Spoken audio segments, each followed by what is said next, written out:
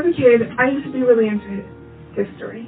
Hell, I still am. But back then, I had a bit of a binary point of view where I used to judge the bad guys, and praise the good guys. That was until I saw a particular film called Barefoot Jen, and well, in that film, there's a scene that I'm going to show you. Warning, it's rather graphic, so if you're squeamish about it, go ahead and skip to this part of the video. Otherwise, you have been warned.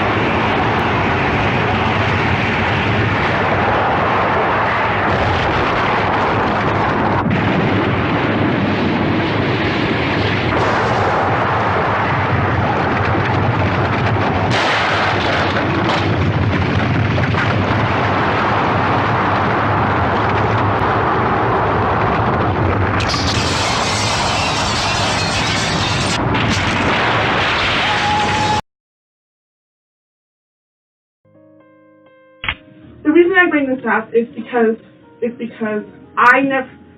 in school I never learned about this. I never learned about the aftermath of Hiroshima or the effects of the bombing, which got my curiosity poking. What else have I not learned? And what also got my mind another poking. What? Pause for a second. Which then also got me thinking, have I really learned from history? And to that point, have I really learned from history? You know?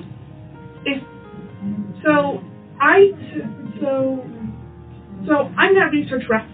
So while in that research rabbit hole, I found out about a book called Mouse, in which the author Art Spiegelman describes his father's journey during the Holocaust era, and throughout the book, it's revealed that the whole events of the Holocaust and German occupation didn't exactly happen overnight. It was a build-up, which, to be quite frankly honest, they don't teach you that in school. And in fact, if you think about it, the way the school is set gives us basically the cliff notes of what happens. They don't go into detail about the build-up or the aftermath. Rather it's point A to point B to point C. I didn't. So in that month. So for this project, I decided to interview someone who is going into the education system, someone who is going to be a teacher. As someone who is going into teaching field of history and who was also a tutor, do you think the way we've been teaching history has been effective? No, I don't think it's really been effective at all, because the way history is taught in classrooms, especially early education, elementary school, middle school, and high school, it's not really focused on retaining information about the things that are being learned. It's more about memorizing than regurgitating back to a teacher and on exams. So whenever we look at how history is being taught in the classroom, it's not really about helping the kids getting cultured and understanding the world around them. It's more about getting their test scores high through repeating information and hoping that they remember it come time of the exam. And because of that it doesn't really impact them as much. They don't think about that as much. No, especially people don't think about the history of things whenever they talk about it.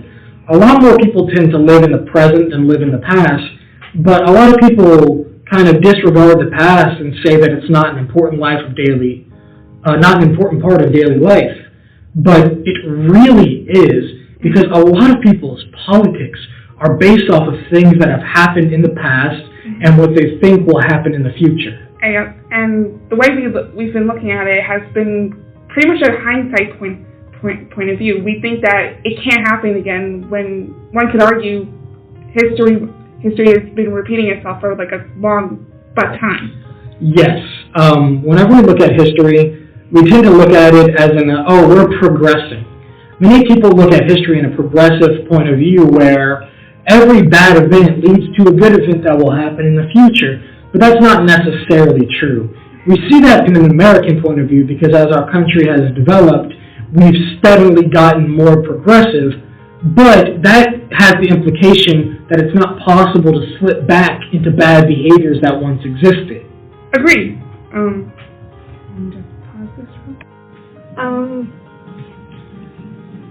What I'm trying to say is that because of the way we're taught history,